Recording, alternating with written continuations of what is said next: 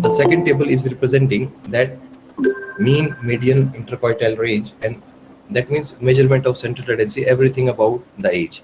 That means we have received the mean of the age, we have received the median, we have got the standard deviation, we have got the variance, we have got the minimum age, we have got the maximum age. That minimum age is 18, maximum age is 56, range is 38, and here you can find out that we have got a two terms called skewness and kurtosis. We have also got the IQR. This is IQR, interquartile range. Clear?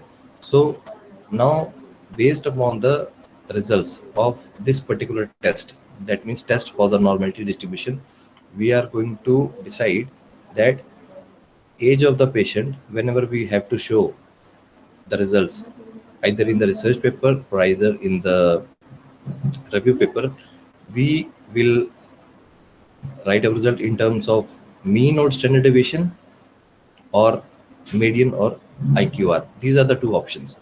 So when we found that our data is normal, we can write our result in terms of mean. And if we find that our data is not normal, then we have to write our result in terms of median and the interquartile range.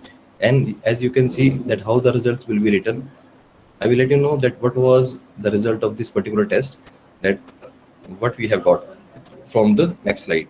But this is the sample that how the results will be written.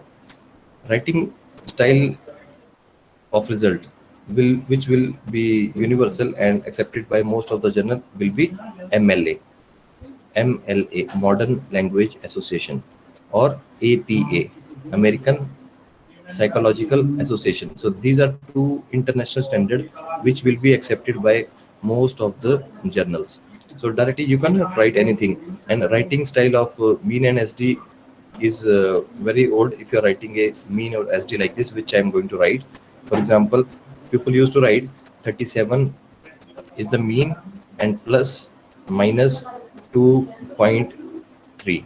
So writing style of mean and SD is very old fashioned, this one, because in mathematics the meaning of this plus or minus is different. So nowadays we are not following this rule. Writing style of mean and SD is this nowadays. That means you have to write mean outside the bracket, and inside you are going to write the standard deviation or the interquartile range. For example, 37.6 is the mean and 7.6 is the standard deviation, and along with that you have to write the unit, that what was the exact unit of that. So as you can see, you can write in such a way that result shows that mean and SD was found to be 37.6. In the bracket you can write 7.6 is the standard deviation. Never forget to write the units along with that. That if it is a age, then unit of the age is in years. For example, if we are talking about weight, if instead of age here we have a weight, then we'll write either kg or milligrams or whatever. So never forget to write the units along with whenever you are giving a mean or standard deviation, or you are giving a median or the interquartile range. So units should be written along with that. Clear? So instead of writing mean or median, what other things you can write? You can quote the minimum or maximum. That minimum age was found to be 18, maximum age was found to be 56. Clear? Along with that, if you want to go further, you can write the value of skewness and you can write the value of the kurtosis. Now, this skewness or kurtosis is what? This we are going to study, and based upon this, we are able to decide that our data was normal or not normal. So I think this slide is okay. Now, this is the result of the test for the normality distribution, and maximum time you have to give in this slide. Two scientists was there. The name of us scientist was Kolmogorov Simonov, and name of the second scientist was Shapiro Wilk. Those who have introduced the test for the normality. Two scientists was there, those who have developed the test for normality. Clear? Reading of both are universal accepted. That means in the whole over the world, the reading of both the scientists was accepted by the journals. Now this table is showing what? This table is showing the statistics of the test, which is not that much important. What we have to look? We have to look the significant value or the p-value of the test. That means which I have marked in the red circle. Kolmogorov value was found to be 0.20 and Shiprovich value was found to be 0.195. So what is the standard? Standard for the test for the normality distribution is your p-value should be more than, see, I'm writing here more than, because all the statistical tests we will take opposite, but test for the normality distribution will take more. But for example, I'm going to teach a test called the student t-test or independent t-test, ANOVA, general linear model, linear regressions. In all the tests we are going to see the p-value less than 0.05, but few tests are there where test will be called significant when the p-value is more than 0.05. So for this test also, the cutoff point is, or we can assume that our data is normal when p-value is more than 0.05. This is our standard. Clear? This is our standard. So as you can see that both the value as per Kolmogorov and as per Shiprovich, both value is more than 0.05, and you can assume that our data is normal. And if our data is normal, it means you are eligible to apply the mean and standard deviation for your results. Clear? Suppose if your p-value is less than this 0.05, for example, you have got the value like 0.001, clear, or 002 or 0012, it means your value is less than 0.05, you are not eligible for the mean. In that case, you have to apply the median and the interquartile range as it has shown in this slide. That you are not eligible to write the mean, which is written on the top. You are eligible to write the median and the interquartile range. And there is a difference. At least mean and median is somehow similar, 37.5 and 37.6. But there is a difference in the as standard deviation and the interquartile range. It's one SD is 7.6 and the interquartile range is 10. So this is the way by which we are able to decide that our data is normal or not normal. Now, out of these two tests, which we should adopt? Either we should go for the Kolmogorov, or either we should go for the Shiprovich. Shiprovich will be used for the small samples. I will let you know the point to remember. When your sample size is between 50 to 2000, then you are going to use a test called Shiprovich. When your sample size is more than 2000, you have to use the test called Kolmogorov. This is the standard. I'll repeat again. When your sample size is between 50 to 2000, you are going to use the Shiprovich value. And if your sample size is more than 2000, your sample size is more than 2000, then you are going to use the scientist value called Kolmogorov. Clear? Now, what will happen if the sample size is less than 50? Then these both tests are not applicable. When your sample size is less than 50, then these both tests are not applicable. You have to find your results with the help of graph, because that time your Kolmogorov value will not going to help you, your Shiprovich value is not going to help you. In that case, what to do? You can see your result of normality distribution by seeing the graph. Now, which are those graph? This one will be called as QQ plot. The first graph will be called as QQ plot, which will be made by the software, and second graph will be called as histogram. This is your second graph. Now, what these both graph will showing to us, or what it will suggest, if all the data points are closer to a diagonal line, it means your data is normally distributed. I'll repeat again. If all the data points, because each dot is a individual patient or individual sample in your study, this each dot, if all the dots are closer to this line, diagonal line, it means your data is normal and you are eligible for the mean and SD. Clear? By QQ plot. The second plot represents, and which is most commonly widely used, and you are going to see the picture of this plot whenever we are discussing about the normality distribution. Histogram, if it is making a bell-shaped curve like this, it means your data is normal. So this one, I will call this graph, it is a histogram until unless I not fit a line, red color line on it. Once red color line is fitted to the histogram, then it will be called as a normality plot. There is a difference between the histogram and the normality plot.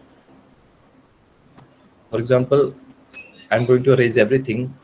At present, this will be called as a histogram, and once I will fit the normality line on the graph, now it will be called as a normality plot. So how to fix the normal curve? There is a method in the SPSS.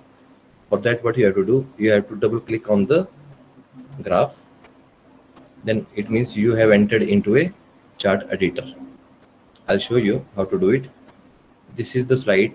That means step one, you have to do a double click on the graph, double click on the double click to activate. It has been written double click to activate. So once you will double click to activate the graph, you are entering into a chart editor. And chart editor, on the top here, you can going to get a option called show distribution curve. So you have to click on that. Once you click on that, it will ask you that which kind of curve you have to choose. Normal. So a normal line will be fitted to a histogram, and then you are able to say that you have converted histogram into a normality curve, normality graph. So this you can see the picture, and this is the difference that to which data you will say that data is normal and to which data you will say that data is not normal. If you have got a exact bell-shaped curve like this, it means your data is normal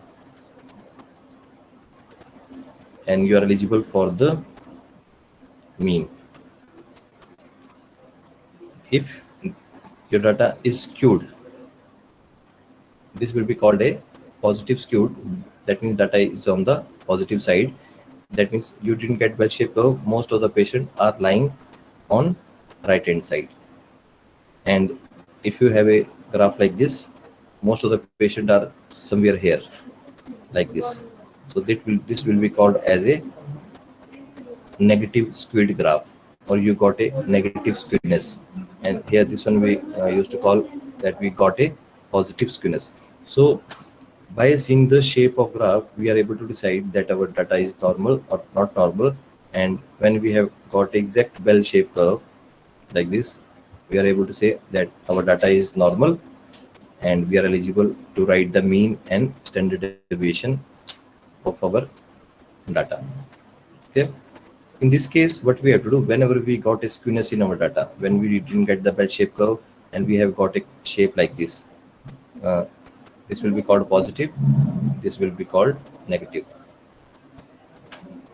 So that means we have got a skewness in data.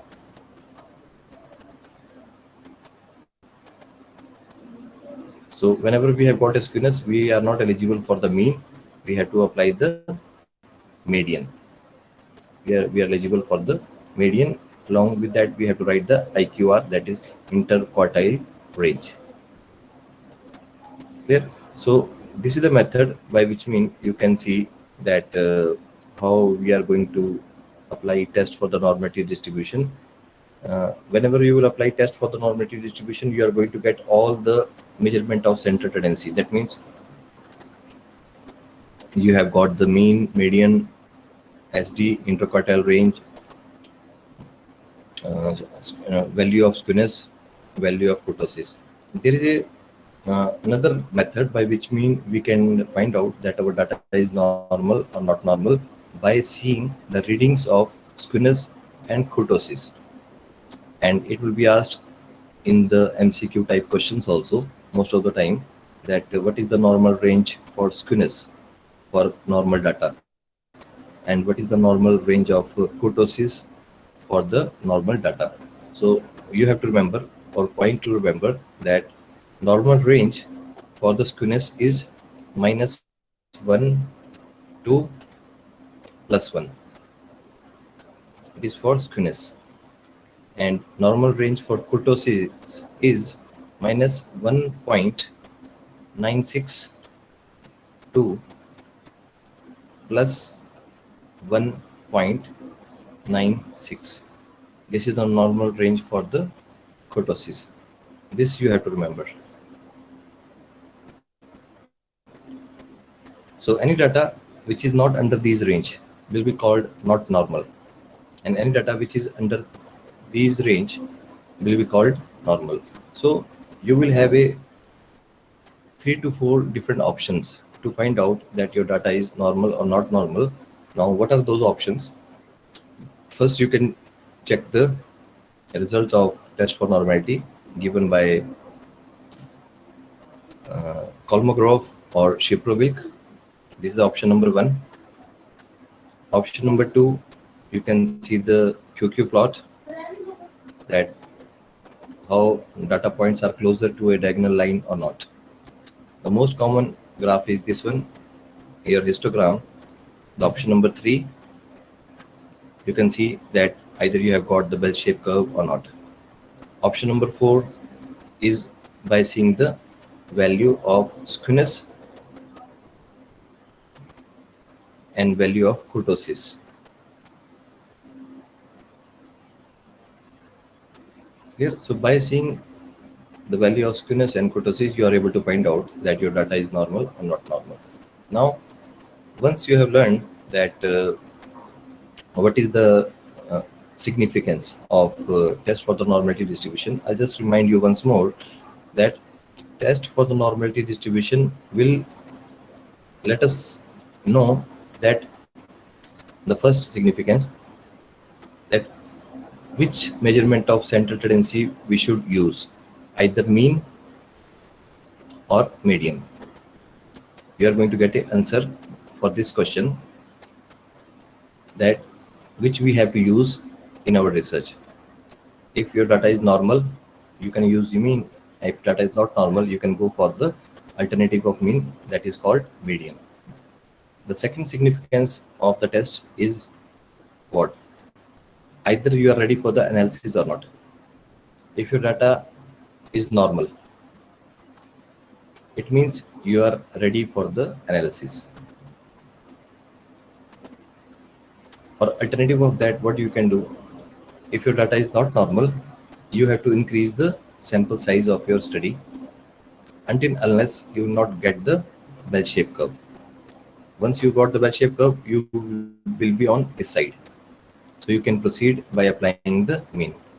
Otherwise, you have to write your result in terms of median and interquartile range, IQR. The third significance of the test of the normality distribution is it will also guide you that which statistical test you have to apply further if you want to compare the age with some other variable. For example, you want to compare age with BMI, or you want to compare your age with systolic blood pressure or diastolic blood pressure. That means you want to keep age as an independent variable, and you want to compare, or you want to find out the correlation of age with other variable. For example, you want to find out what will happen if age is increasing. It is going to alternate or alter the systolic blood pressure or not. Clear? So whenever you are going to find the correlation, you have to apply the statistical test. So as we have discussed yesterday, that we have a two different kind of statistical test. One will be called parametric and second will be called non-parametric test.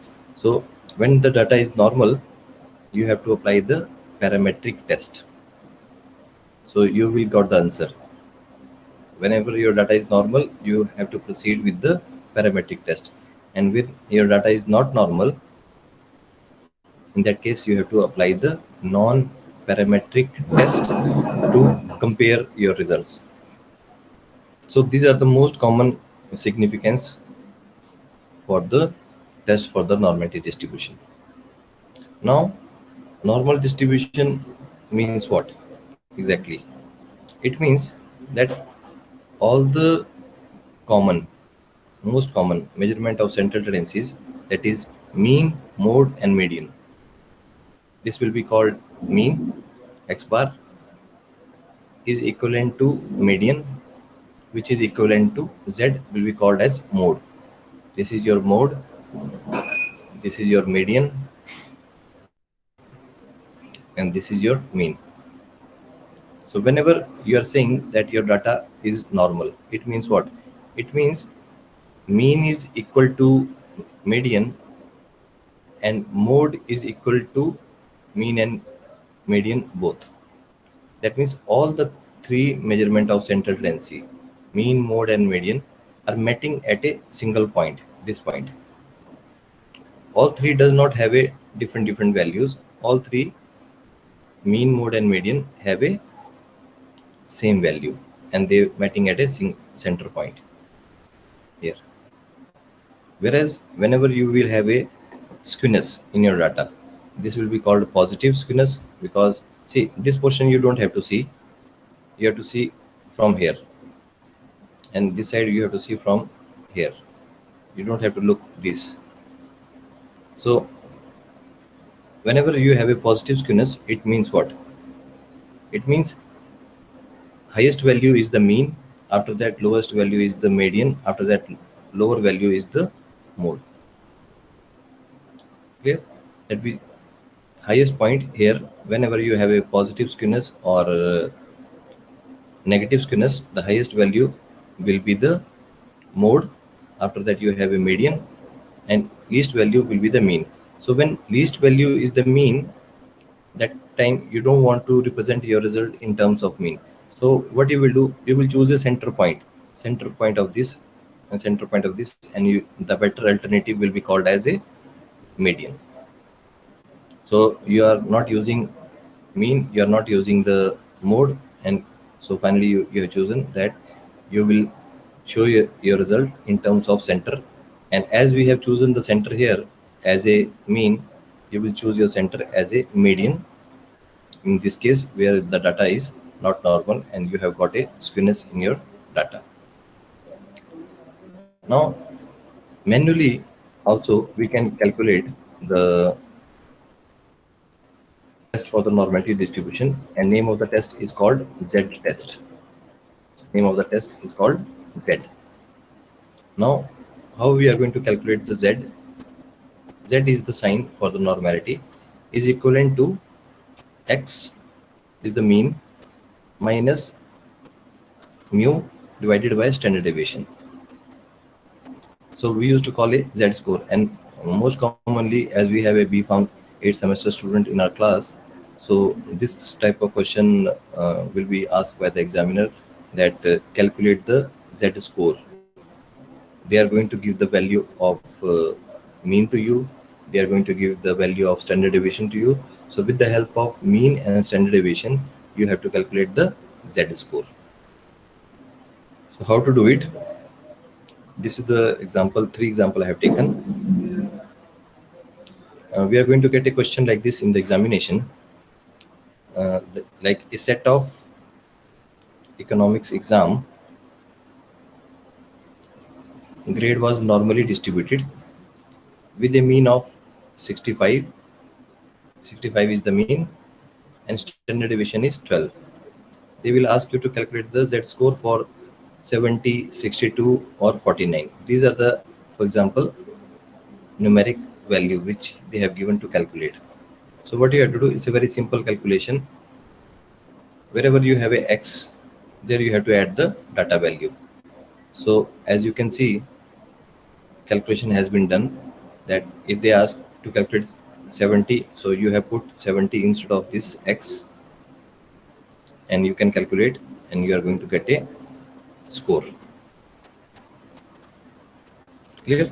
So this score will be compared with the standard to find out that our results was normal or not normal. And what are those standards? These are the standards. These 4 points we have to remember. If participant want, they can take a screenshot of this, that a positive Z score says that data point is above average. Whenever we got a positive score, for example, this is a positive score, and this one will be called as a negative score. Last two one we have got a negative score. So first we are going to see that we have got a positive score or negative score. After that we'll come to the how close it is to zero, how much of far or how much closer it is from the zero. This we are going to find out. So a positive Z score says that a data point is above average, whereas a negative Z score says that data point is below average. Most common things, two things has been completed. You can see the third line. A Z score closer to zero says that data point is close to average. And basically we used to say that if the data Z score is more than 3, either on the positive side or either on the negative side, it will be called as unusual. So whenever we have a Z score unusual, we used to say the data is not normal. So within 3 or minus 3, if we have got the Z score, we used to say that most commonly our data is normal. So by this way also you can find out the Z score, and for that what we need to find out the mean. We should have the value of mean, and we should have the value of standard deviation. And how we are going to calculate the mean and standard deviation, this we will study in the further class. I will let you know that how we are going to calculate the mean. Key, for example, if number of series is given, you have to do the sum of all divided by number, you are going to get a mean.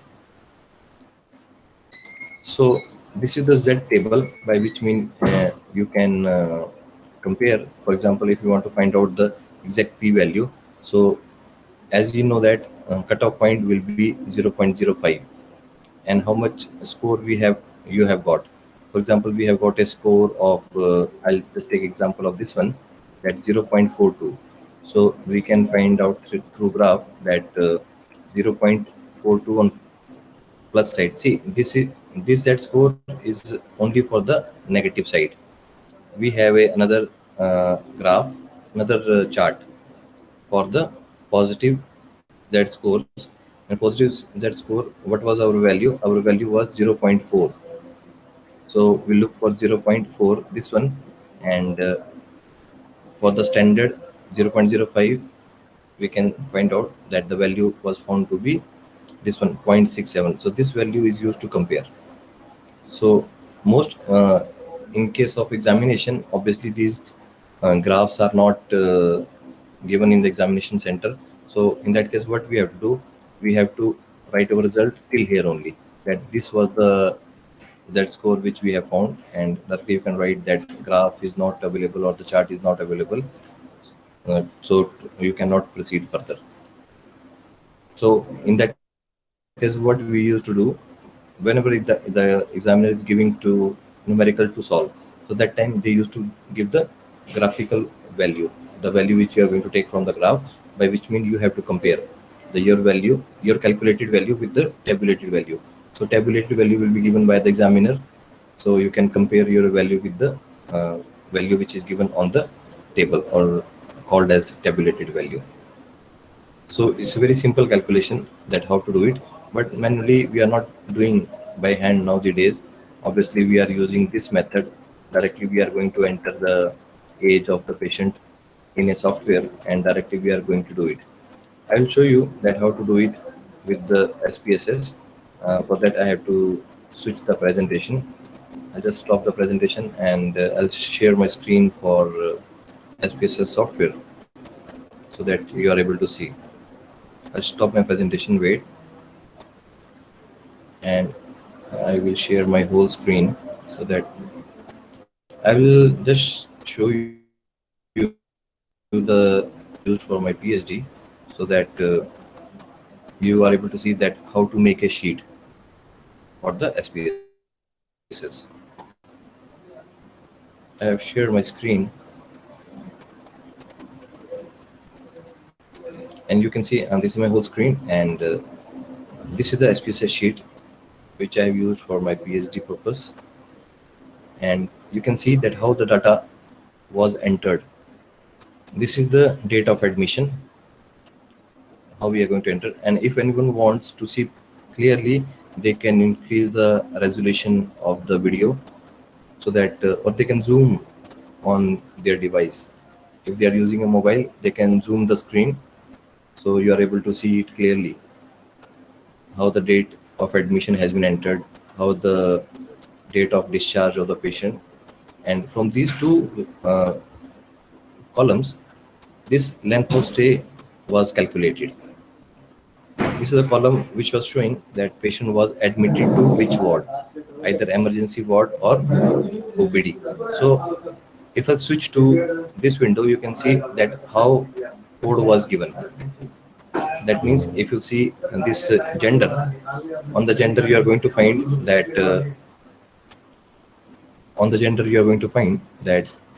two codes are given. One is for male and second one is for female. And for the age category, how many category we have made: 21 to 30, 31 to 40, 41 to 50, 51 to 60, 61 to 70, 71 to 80, 81 to 90. And after that, I have just done more than 91. Clear? For the weight also, see, weight variable we have made two times, and age variable I have made two times. For example, this is the age where I have entered the original age of the patient, and this is the age category. So what's the difference between these two? I will let you know by showing the results. This variable is going to give you the descriptive statistics of the age, which means that what was the mean age of the patient, what was the median, and what was the standard deviation. So where you have entered the data in terms of original age, that is used to find out the measurement of central tendency. That means we are going to find out the minimum age, maximum age, ranges, then mean, median, variance, skewness, all these things. And this particular column is going to give the exact distribution that how many patient was following under what age ranges. So for that I have to find out the descriptive statistics, and you can see that we have got this, that sample size of the study is 1914. This was the sample size of my PhD work, and we can see that how many patient was under age 10 to 20 was 5, 21 to 30, 35. Maximum patient are following between 51 to 60. So if you want to get the data of age like this in terms of ranges, so you have to make a variable like this where age ranges are there. And if you want to get the measurement of central tendency, because this variable will not give me the mean, I'm getting only the percentage, that how many percent of patient belongs to what range of patients. And this particular column of age is giving me a exact, mean, median, and standard deviation. So any numeric variable which you are using in your study should have a two different columns. One is for uh, age and second is for age category. Like this also you can see that I have a original weight and we have a category of the weight. So like this we are going to make a sheet. For lab values directly you can use, like for BMI, original BMI has been entered, heart rate, original heart rate has been entered, systolic blood pressure, diastolic blood pressure. So two, yeah, someone asked me one question yesterday that how to enter the data for the study before and after. So you can see here that this is systolic blood pressure during admission. This is diastolic blood pressure during admission, and these two are when patient has been discharged.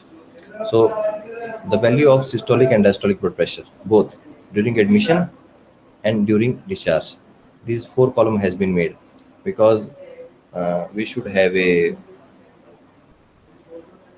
value for systolic separately and value for diastolic separately because both are two different values. So while admission I have taken two different values for systolic, one during admission and one during discharge, and the same has been done for the diastolic. And if you move further on the sheet, you are going to get multiple things that different values are there, like HbA1c on admission, HbA1c on discharge, cholesterol, HDL, LDL, triglyceride, VLDL, creatinine, and all these value I have taken in different terms also. For example, I'll just show one thing to you that yeah, this one.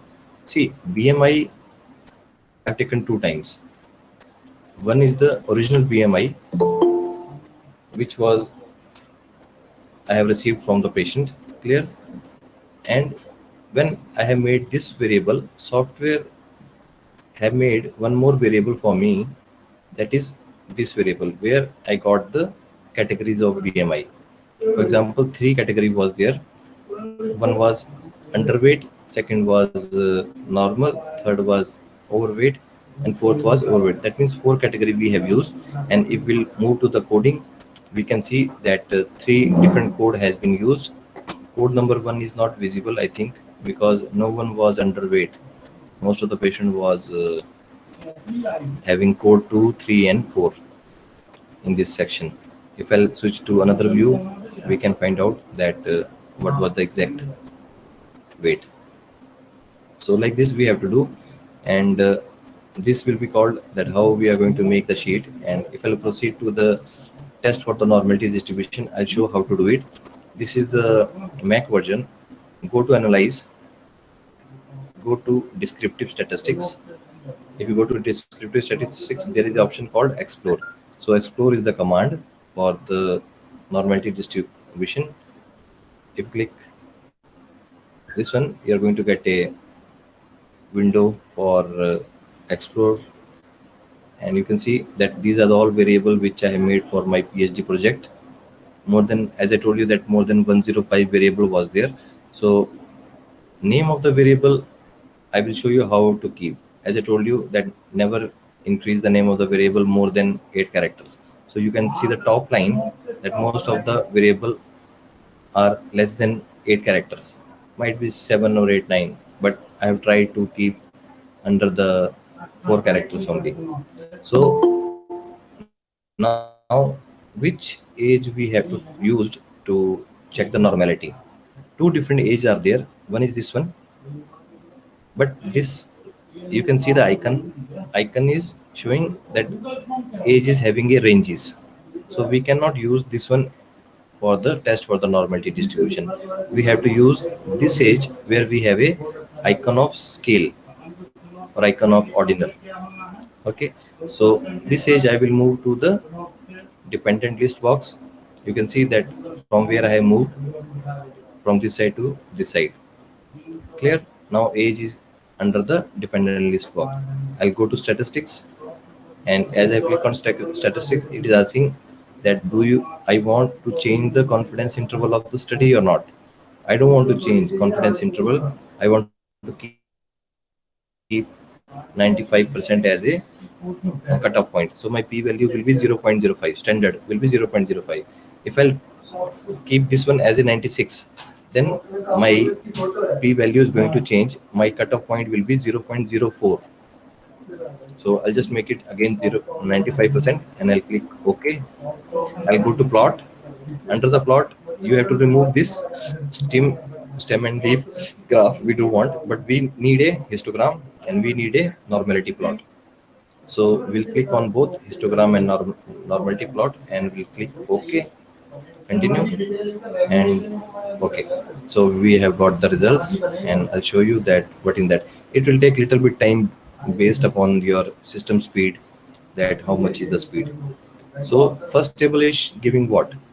First table is giving age of the patient. Now, why software has written here age of the patient?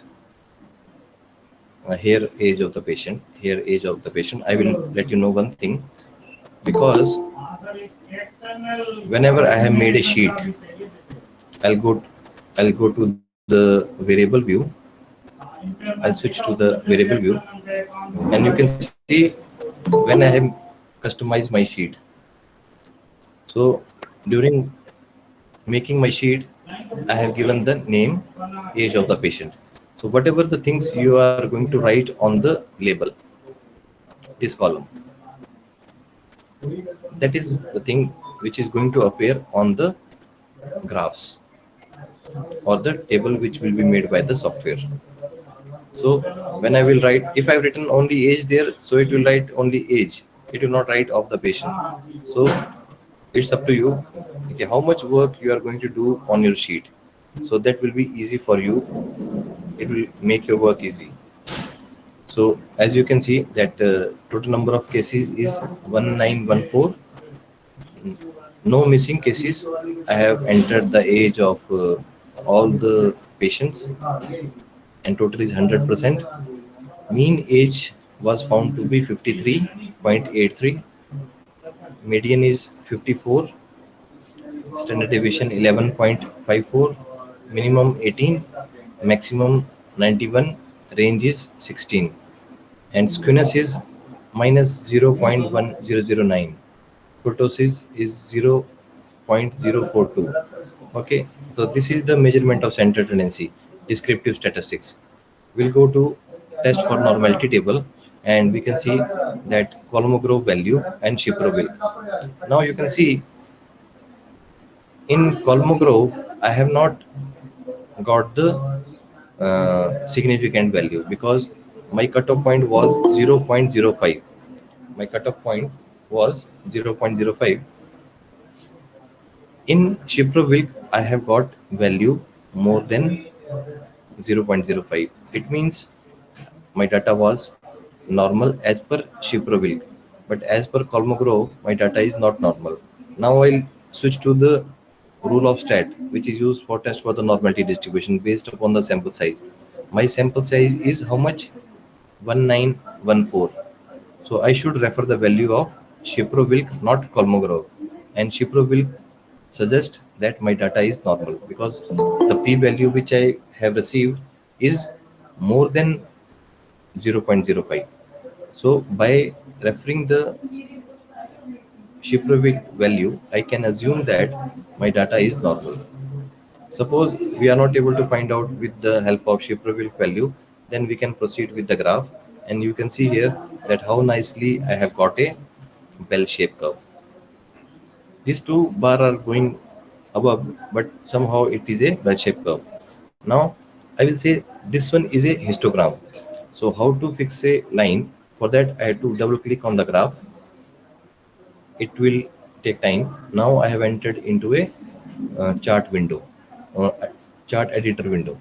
So in the chart editor window, I'll close this one. And actually I'm using a Mac version. First time I have changed my laptop, I think 2 months back, and first time I have installed the SPSS in this one, so I have to look a little because because from last 3 to 4 years I was using a window version only, so there is a difference little bit. I have to see where it is. Yeah, here. See, for Mac version you are going to get a icon here on right hand side. Otherwise on the mm, window version you are going to get a icon here, somewhere here. So just click here and you will get an option that which kind of graph you need. You can click normal and close. So we have got a normality line, and normality line suggests that this is exact bell shaped curve. But still, this graph is not ready for the research point of view. We have to modify the graph because we are not using the colored graph for our research purpose. So even we don't require this value on the right hand side. So we have to modify our graph. So how to modify the graph? This will take 2 minutes. Whatever the things which you are going to choose or select, that will be turned blue color. See, if I'll click on the lines, it will turn into blue color. If I switch on the bar, click on the bar, now bar has been turned into blue color, and in window version it will turn into yellow color. Here I am getting a blue color, but when I have experience of using SPSS on the window platform from last 3 to 4 years, so there I've seen that it was shown in yellow color. So color does not play any role. This is the white color icon on the top. Might be you're able to see near to X and Y. So you have to click this white color icon. It shows the property of the thing which you have chosen. For example, right now I have chosen the bar, so it is showing the properties of the bar. So if I want, I can change the color. That means I don't want any color. So you can, this red color line represents no color. It will act as a transparent. So I'll click on this one, or if I want to give a particular pattern, I can give a particular pattern, and I'll click apply. So you can see that pattern has been changed. Clear? But still the graph is not ready for the analysis. I'll just give a darker color so that it will be easy for you to find out. Yes, I've given a darker color. I'll close the properties. We don't require a outline because most of the journal will recommend that give a transparent graph. So we don't require a color on the background. So I'll just click on the outer line. Now this outer line is selected. I'll go to the properties. I'll fill, change the color. I'll do, we don't require color. So you can see that color of outside has been disappeared. We don't require this box also. So I'll click on this and I'll delete.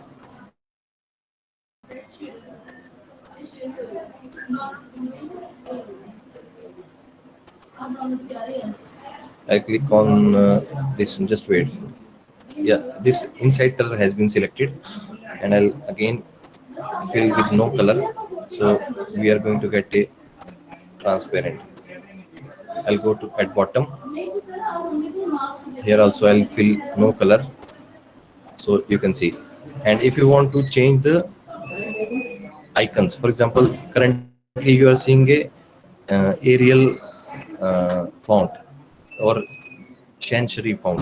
So if you want to change, you can click on the, for example, here frequency has been written. So I'll click on the frequency, and you can change to Times New Roman, and preferred size is 12. You can click apply. So you can see that this has been changed. So if you want to change for the histogram also, you can click on the top, or if you want to edit, you can edit that it is a age of the distribution, age distribution of patient. Still participants are joining. Age of the patient is already written, and if you want to remove this, you can delete. And once graph is ready, you can close the window, and you can come back to the SPSS, Just wait. I think something wrong. I have to find out what's the issue.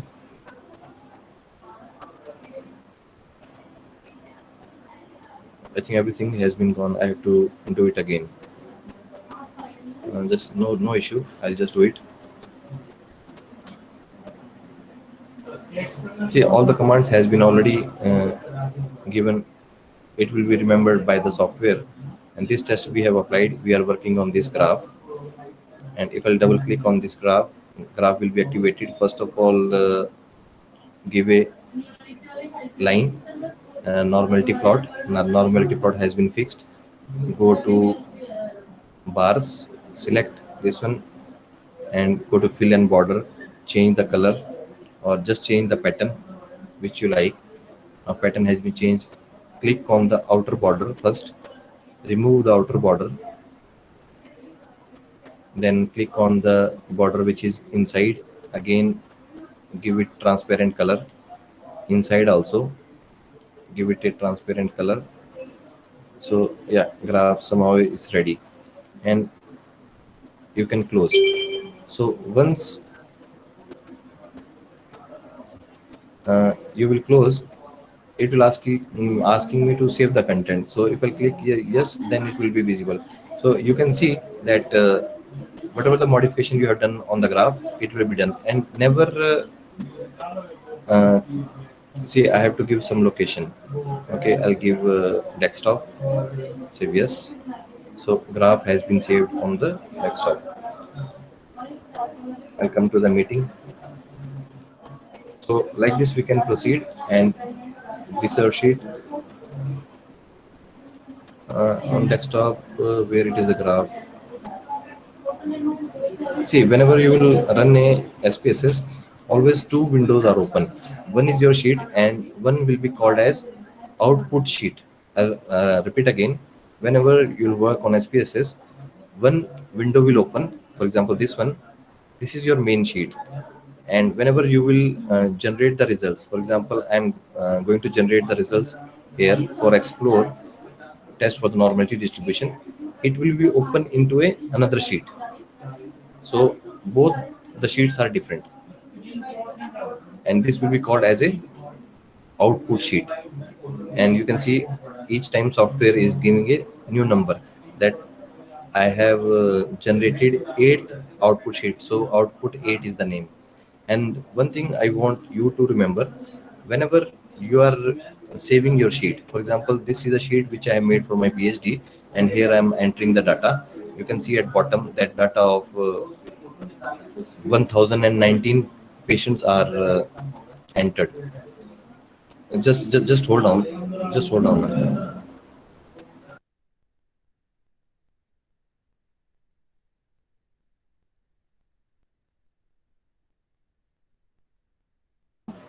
Yeah, please. So what I was saying, that whenever you are going to save the sheet, and you can see that my sample size is 1914.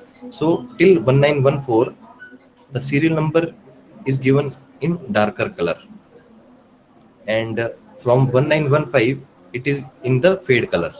So it means my sheet is actually having 1914 patient.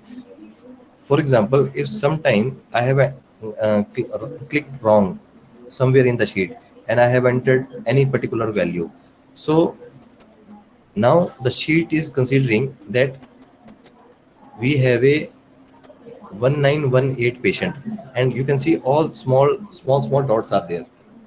So all these small empty dots will be considered as a missing value. That means it will consider that we have 1918 patient, and in 4 patient we have not filled the gender. So make sure whenever you are doing a statistical analysis, delete all the unwanted entries where you have clicked by mistake, or might be, so you are working on HR heart rate, and at the bottom of heart rate on the last column somewhere here you have entered heart rate by mistake, for example 88, and after that you have delete that one. So after deleting, still These rows will act as a sample size for your study. So make sure that to see the serial number of your patient or serial number of your study. Now I'll show one example to you. Right now, my actual sample size is 1914. And if I generate the descriptive statistics of age, now see what's the difference, what I'm getting. It is showing 1914. Just a minute.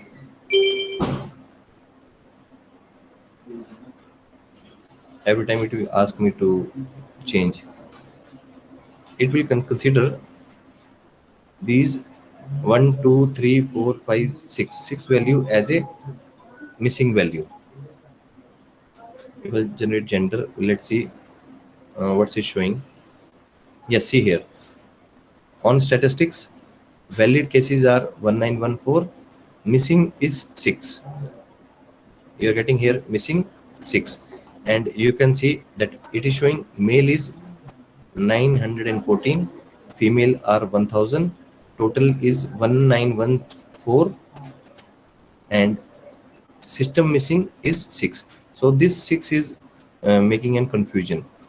Because of what? Because of just doing a some sort of error which you have done, and because this will be considered as a sample, and it is showing that you have not entered anything.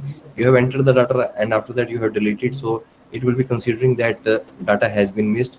So it is the system is taking this one as a sample size for your study. So make sure you should clear all these things, and whenever you are ready with the analysis, the last number should be visible in the darker color, and after that your sample size. For example, my last patient was 1914 patient, so 1915 should be written on a lighter color, like transparent color, something like that.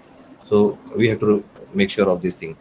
And whenever you are going to save the data set, always you have to save your sheet into one format. See, .sav format is representing to SPSS sheet, but always save your sheet into this format, which is called as .csv, comma separated value. Always save your sheet in terms of, whenever you are going to save, .csv. Now what is the meaning of this CSV, comma separated value?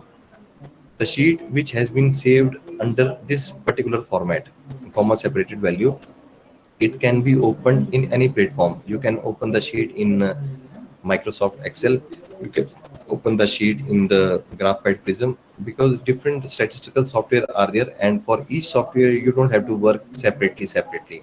So always make your sheet in the comma separated value, so it can be open in any statistical software. If you are using R, you can open in that one. If you are using Graphite Prism, you can open in that one.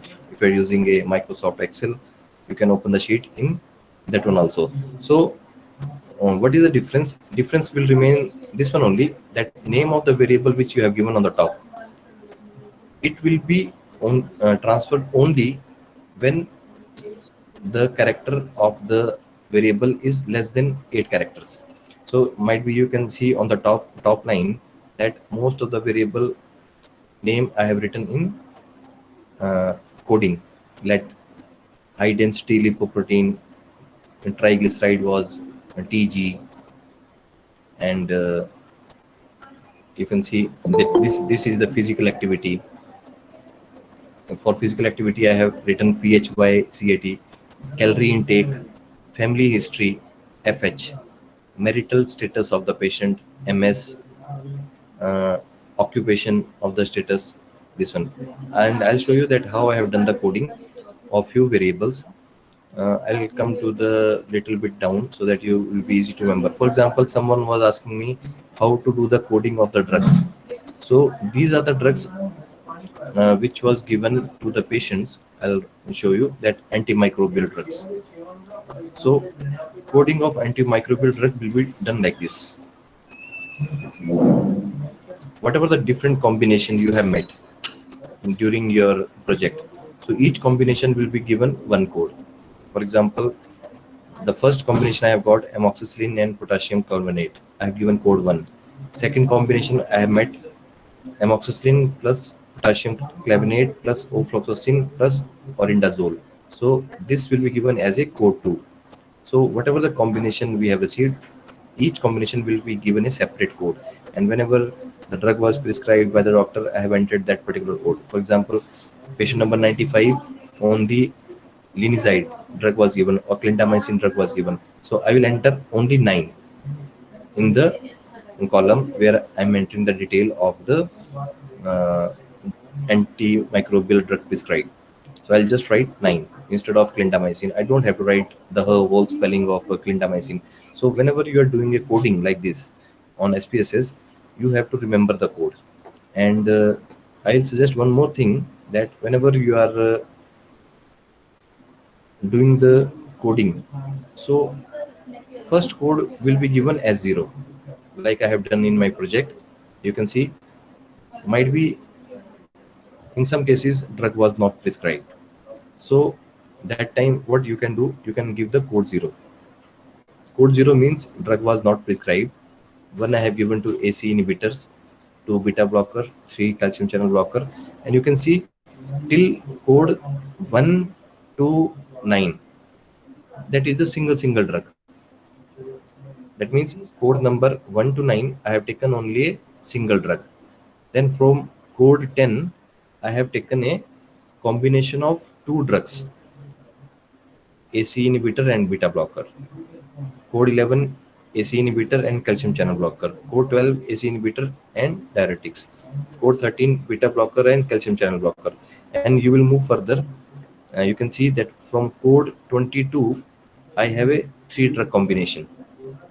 This one, beta blocker and diuretics combination, and only 26, 27, and 28 are the drug which is having a 4 drug combination, that is AC inhibitor, beta blocker, angiotensin, and diuretics. So single drug, double drug, triple drug, or 4 drugs, like this you have to do the coding, so it will be easy. Don't mix it up everything, that first code is having a combination of 2 drugs, and code number 2 is a single drug, and code number 3 is having a only 2 drugs. So just make your own guidelines so that it will be easy for you to remember and making your sheet very easily.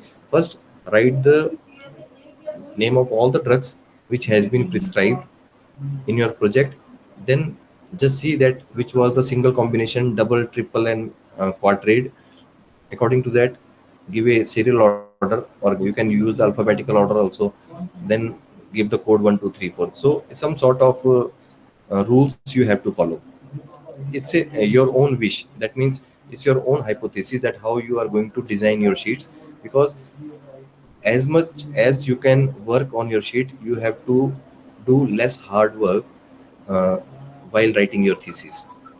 Because see, software is going to do multiple things for you, and in SPSS we have a command that if any table which is made by the software, I'll just show one table to you, that this is the descriptive statistics of drug uh, comorbidity in the project. So what you can do, that you can come to the editor window like this, and from the here only you set your table. And now setting the table means what?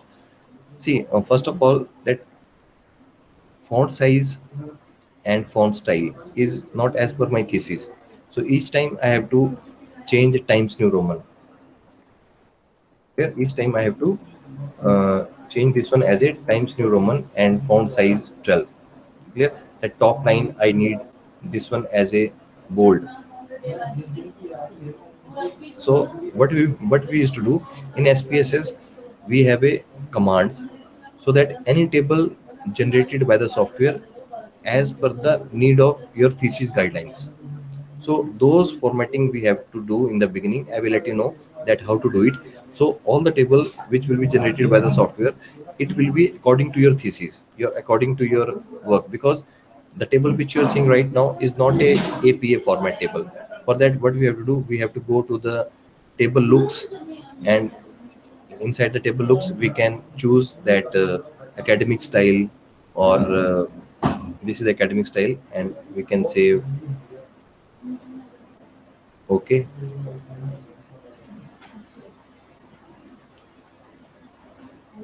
I'll click OK. Just wait. It's hang, I think. So what we have to do each time, we don't have to change. Once only, once your sheet has been ready, once your sheet is ready, that time give a command and set the all directions which is given in your thesis guidelines or whatever. So whatever the software is going to make a table or the graphs, it will be according to your thesis only. And doing adjustment in the table means what? Whenever you are representing any table like this, it should be higher to lower order. You can see that cardiovascular disease is having a frequency of 239.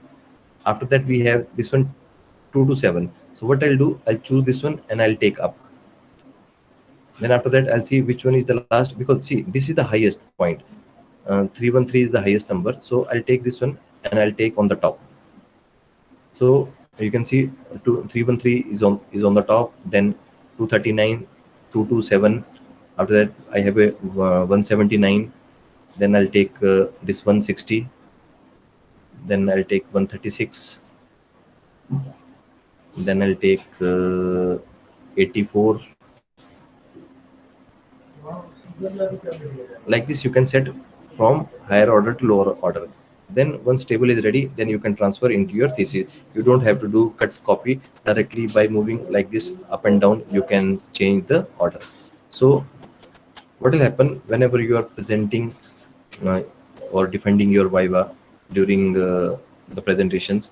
That time you don't have to bother that what was the maximum, what was the lowest number. That examiner will ask you that what was the maximum cases you have found. So you will look into the table that what was the maximum value, where it lies. So no need, just see directly on the top, which is given the top, that was the answer for you. So like this, few things should be managed with the SPSS. And I think most of you are able to understand that how we are going to apply the test for the normality distribution with the help of SPSS. It's a very important test. And once you are able to apply this one test for the normality distribution, it will be easy for you to identify that now you have got the answer that you are going to use the mean or median. Which statistical test you have to apply, parametric or non-parametric? You have to increase the sample size of your study, or you are going to bind your thesis with the limited number of sample size which was calculated by applying the non-parametric test. So answer of these three questions will be cleared when you have an answer that your data is normal or not normal. Point to remember, only and only calculate the normality of only numeric variable. Never calculate normality for the categorical variable. We will never calculate the normality for the categorical variable. Only normality for the this numerical variable will be calculated. I'll just calculate once more so that the people who have joined late, they can find out. Explore is the command, and I'll remove age from here. And instead of age, I'll take another variable. For example, I'll take cholesterol. So see, once command has been set, it will remembered by the software. Directly you can click OK. And this is the case processing summary. Cholesterol level of the patient, 1914 is the sample size. Missing case is 0, that we have got everything. Now mean is 251, median is 252, standard deviation 30, minimum 179, maximum 320. And here you can see significant value for Kolmogorov and significant value for the Shiprovilk is 0.000, which is less than 0.05. It means we have not got the normality was found, not normal. So if I want to write anything about cholesterol in my thesis, I am not eligible for the mean. I have to write the median, that 252 instead of 251, median and the interquartile range. And if I want to compare cholesterol with serum creatinine or cholesterol with anything, cholesterol with the drug, that drug prescribed versus cholesterol level. That time I cannot use parametric test. I have to go for the non-parametric test for comparison. And you can see that bell shape we are getting, but not exact bell shape. And you can see that here on this side, the data point are not closer, they are deviating at the last. And by applying the normality curve, you can identify that which of the cases due to that we have not received the bell shape curve. So as you will click on the graph, you are able to find out that these are the cases which are going outside the line, and these are the empty spaces where if you increase the number of case, for example, if we'll increase the number of case, these cases if we'll include here and here on the empty space, we are going to get a normality distribution.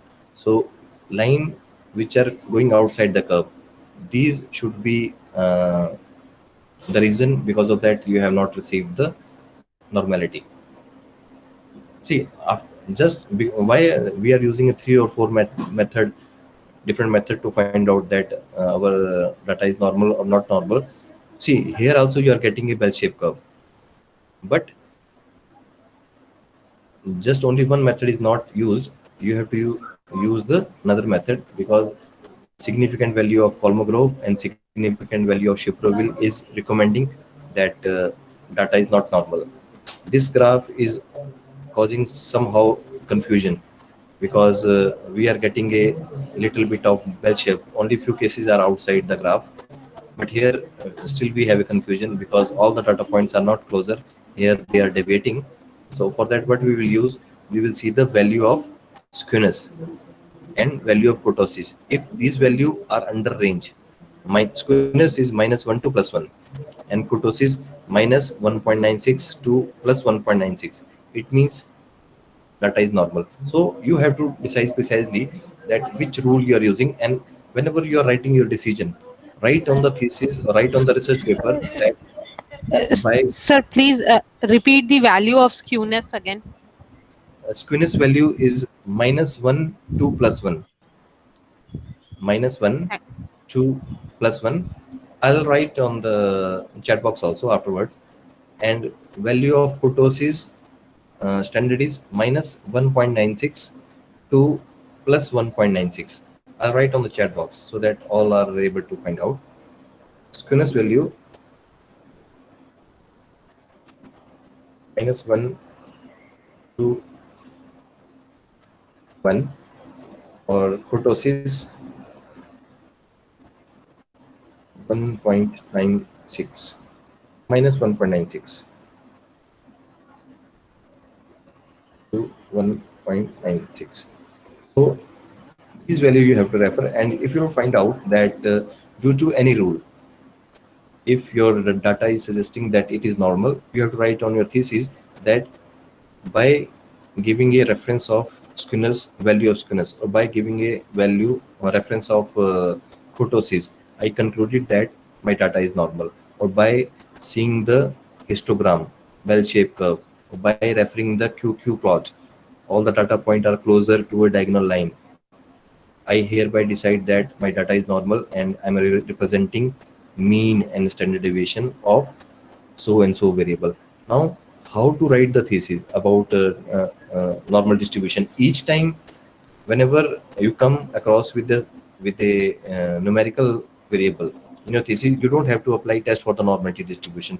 Just when you have start writing your results, that time apply one time test for the normality distribution and add the graph one time only for any variable. For example, in most of the my student cases, what we used to do, we find out the normality either for age or either for weight, and we provide all the graph, QQ plot, histogram, and the table of Kolmogorov and Shiprovel. And afterwards, we will just write in 2 lines that test of the normality was conducted, the result was found normal or not normal, and just we are showing the p value. Each time you don't have to add the graph for the QQ plot or histogram again and again in your thesis, or the table for the Kolmogorov or Shiprovel. Just with 2 lines, you can end up with this, that normality of so and so variable was checked by using so and it was found normal or not normal, and after that you can proceed directly with your results. Or you can make a table, in your thesis where you can add all the numeric variable, and you can write the p-value of all the variable by showing that these variable were found normal and these variable was found not normal. So you don't have to discuss again and again whenever you're writing your results. And always you have to combine the tables. I want to show it in tomorrow's class, but as we have time, so I'll just show it, and I'm going to close the SPSS so that I can come to my presentation.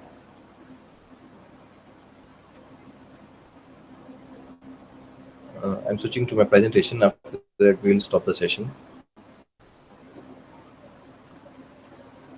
I just want to show one table to you, that how you are going to combine all the different variables in a single table.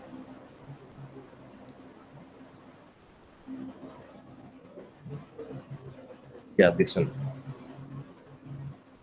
So for example, you have checked the normality of age, and these are the 5 or 6 different variable which shows the demographic of your population. Either it is your animal or it is your patient. So for example, the first example is your age, second is the gender. So instead of gender, I have written only male. Never write gender. Whenever you have a 2 category under one variable, so always write only one category on the main table. This is a very old rule when we are writing the gender and how much is the male and how much is the female. Nowadays, as per MLA style, Modern Language Association, we should write the percentage, whatever percentage or ratio of only one. Either it is male or either it is female. The other is going to compensate after giving the value of 1. So never write. After that, for example, I have written the income, smoking, BMI. So as you can see here in this table, few are numeric variable and few are categorical. So while giving the descriptive statistics of variable, we don't have to make a separate table for numeric variable separately and for categorical variable separately. You can club all the numeric and categorical variable together in a single table. And on the top, what you are now, what to write? Mean, SD, median, interquartile range, percentage, or number. What you have to see that maximum variable are normally distributed or not. If normally distributed, you are eligible to write mean on the top, but you have to use the superscripts. Superscript means, as I have done here, you can see this one, A and B. It means what? Wherever I have written A, it means this is a categorical variable, and this 67 is representing to number and 44 is representing to percentage. So while writing mean on the top does not mean that 67 is mean or 44.7 is the standard deviation. The most common measurement of central tendency can be written on the top, but you can use different superscript to write other, because this is a numeric variable and it's a categorical, and measurement of central tendency for both the variable are different. So how we can compensate? We can compensate by using the superscript. Now for median and interquartile range, what I did, I have added a small b. So wherever I have written a b, that means this 5.6 is a median and this 1.5 is a interquartile range. So for mean and SD, for median and interquartile range, for n number and percentage, these are the sets. You can make a single table and use a superscript. No need to make the separate table for the variable which is having a mean, and separate table for the median, and separate table for the number and percentage. In a single table, you club all the things together and use a superscript at the bottom. So this is how as you can use the superscript. See, it is not necessary that you use small a. You have to go to journal guidelines, and I will let you know the alternative of that, because I'm using a website which will help me out, that I can escape the journals guidelines. Because if you're going to read the journal guidelines, it will take half day, because journal guidelines will having around 25 to 26 pages. So you cannot read line by line. Now we are doing a smart work directly. There is a some websites are available by which mean just upload a copy of your document, and it will be converted into a journals guidelines format. That means or directly you can choose the journal that in which you want to publish your research paper, and your document will be converted into a journal guidelines. If journal guidelines says that instead of a you have to use hash, so it will be converted. Or it will be or if journal says that to instead of median will be shown in terms of star, so it will be converted into a star, something like this. So for that, I'll guide you in the further classes.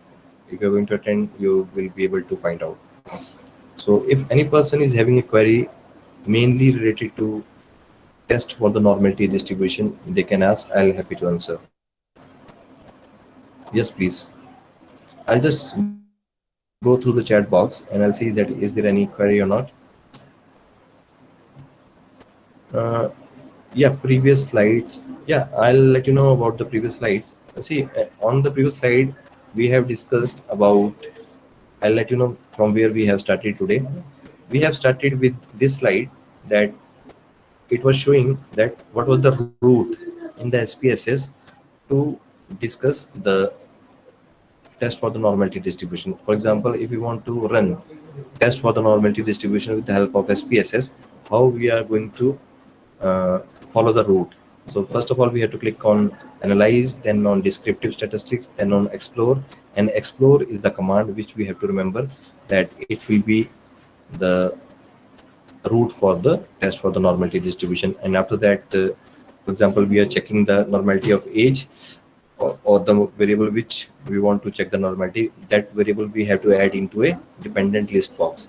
So once we will add the variable into a dependent list box, we can follow the procedure. As you can see that we have already moved the route. We have analyze, click on analyze, click on descriptive statistics. We come to explore, and explore is the command for test for the normality distribution. And you can see that I have already moved age from this side to this side on the dependent list box. After that, we click on statistics.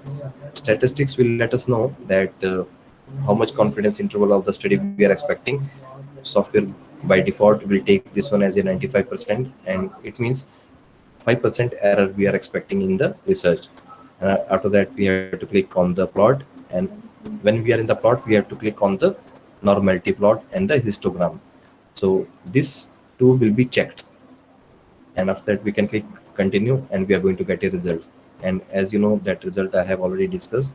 We can follow this procedure. This we have to discuss.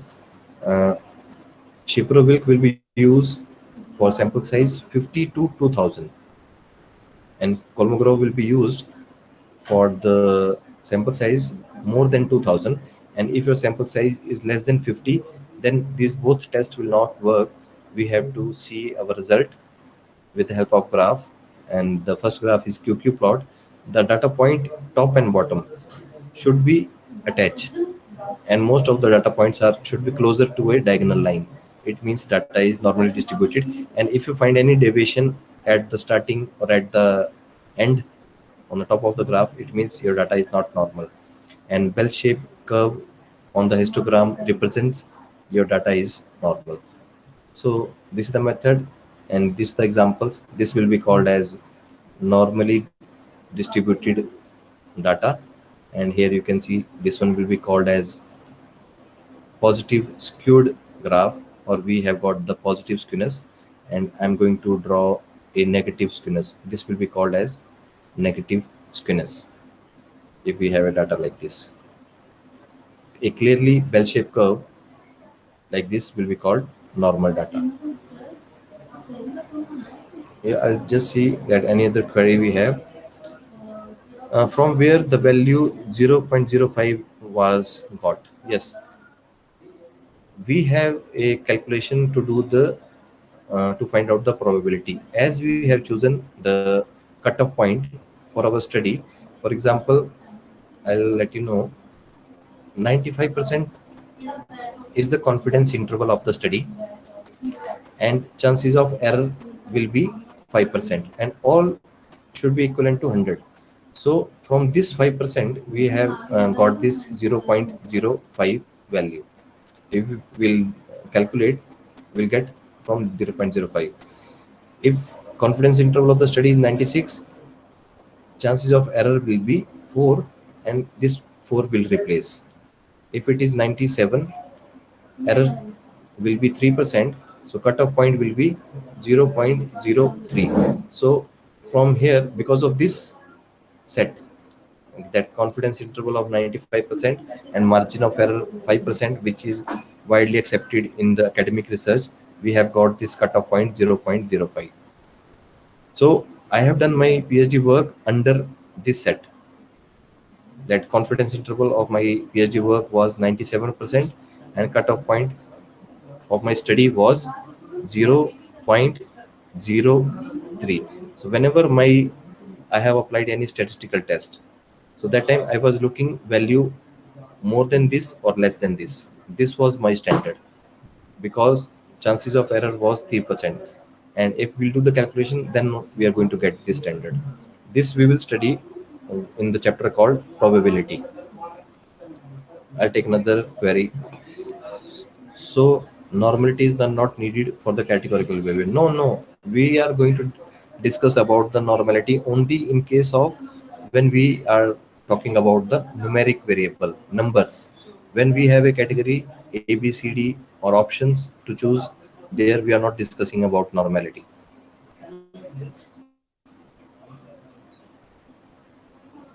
What if we have already entered the data in an Excel sheet? Can we import the data into SPSS sheet? Yes, if you have entered the data into a Excel sheet, you can import the data into SPSS, but you have to customize the sheet.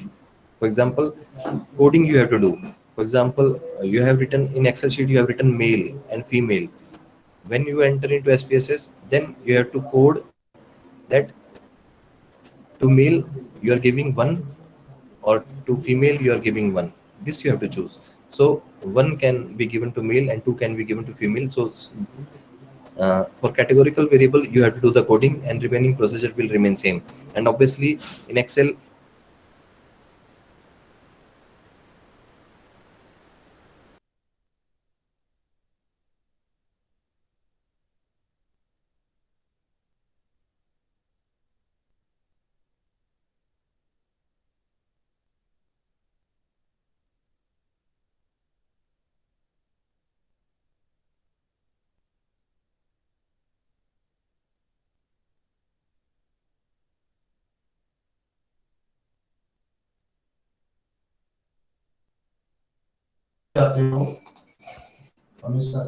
रोजे रोजे net चला गया, class लगी हुई है.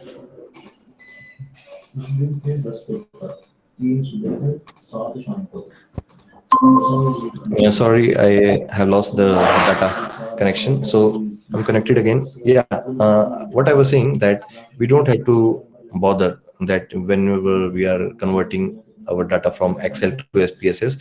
Few things we have to do afterwards after transferring the data. First one, coding, and second one, name of the variable we have to make. I'll just see another query if we have. Sir, what is the full form of QQ? Even I don't know, even I have not bothered that what was the full form of QQ. It's the name of the plot given by SPSS, so I used to call this one only. Really, I was not knowing that what was the exact full form of that. I'll try to find out on Google. If I find answer for that, we will let you know. Sir, what we are using Z score for and how? See, Z score See, when we were not having SPSS software or any statistical software, that time Z score was used to find out that data is normal or not normal. As I told you, Z score between 3 plus or minus 3 will be called normal. And if you have a Z score, for example, minus 4, minus 5, minus 6, or 4, 5, 6, 7, like this, that time we used to call data is not normal. So Z score was used to find out that our data was normal or not normal by manual calculation. So we used to get, obviously when software was not there, we were doing calculation by hand. Now we have a statistical software to find out, but still we are getting a different numericals in the examination which was conducted by the universities, and they used to give a different numerical on this particular topic that find the Z score. And for that, what you need, either the examiner is going to give you already for mean, the value of mean and the value of standard deviation. And if the examiner is giving the question for 10 marks, for example, then you have to calculate the mean and the standard deviation yourself, then you have to calculate the Z score. And for 5 marks question, they will give you the value of mean and value of standard deviation as I have written on the example. You can see that a set of economic exam grade are normally distributed with a mean of 65 and standard deviation, and find the Z score for 70, 62, and 49. And these are the Z score which has been calculated. So like this we used to do. If Shiprovic and Kolmogorov shows significant value of 0.00, what it means? It means data is not normally distributed. Your data is not normal, and you are not eligible for the mean, and you have to apply median to write your answer. That is the meaning of 0.000. And one thing I would like to tell all the participants: this cutoff point 0.05, we are not always referring more than that. For this particular test for the normality distribution, we will call the test was found significant and data was found normal when the Kolmogorov and Shiprovic value is more than 0.05. I'm repeating again. We used to call data normal when p-value of Kolmogorov and Shiprovic is more than 0.05. But for all other statistical tests, we are on the positive side when p-value is less than 0.05. So this you have to remember. Always we are not looking the p-value more than 0.05. Only for the test for the normality distribution, test for Leibniz, and test for homogeneity. These three tests are there in statistics, where we will take p-value more than 0.05 as a positive side for a researcher. For all other statistical tests which we are going to study in future, in all the tests, we will be on the positive side when the p-value is less than 0.05. So for each test, standard are different.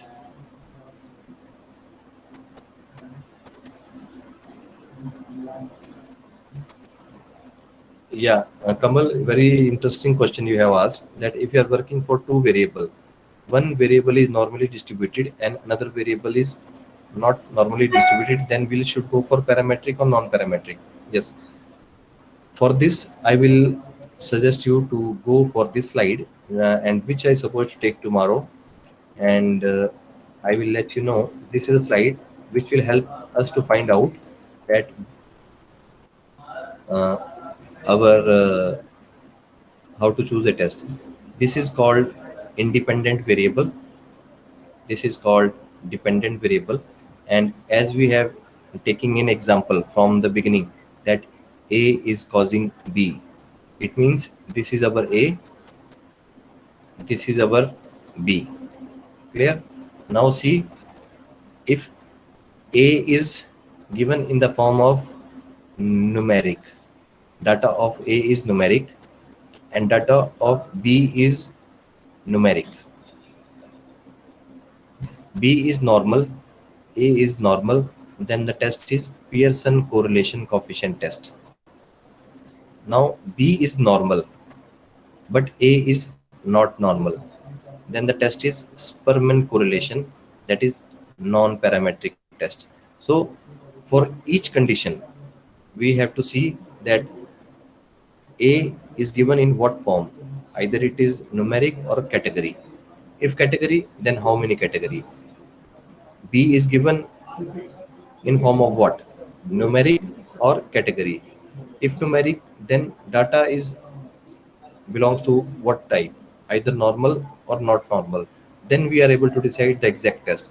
We are not bother here about the exact category, parametric or non-parametric, but basically it will be called that if data is normal, we'll proceed for parametric test.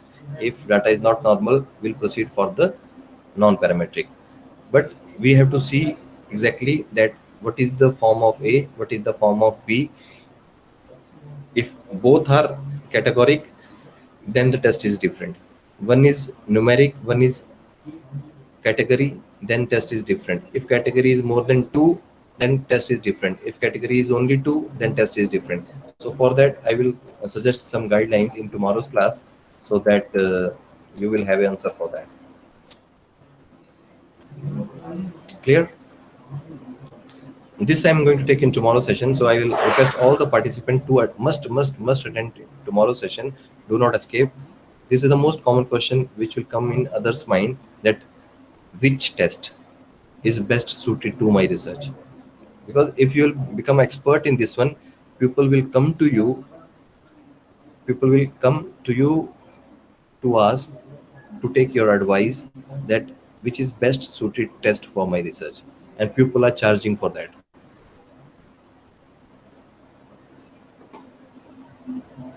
So if any queries, then I'll happy to take. Otherwise, I'll end today's session.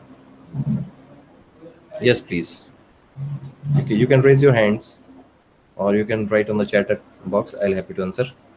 Or otherwise, we'll stop here. Yes, please.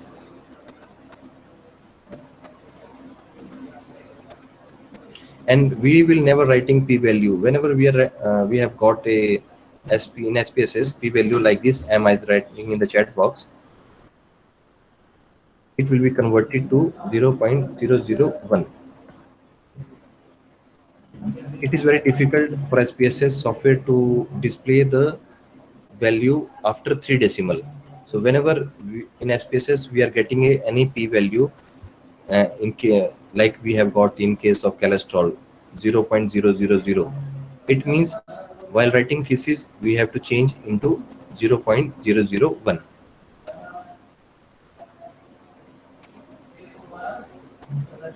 I think most of the query has been solved. So dear participant, I'm going to log off. Take care and see you tomorrow. A recording of today's session I'm going to send.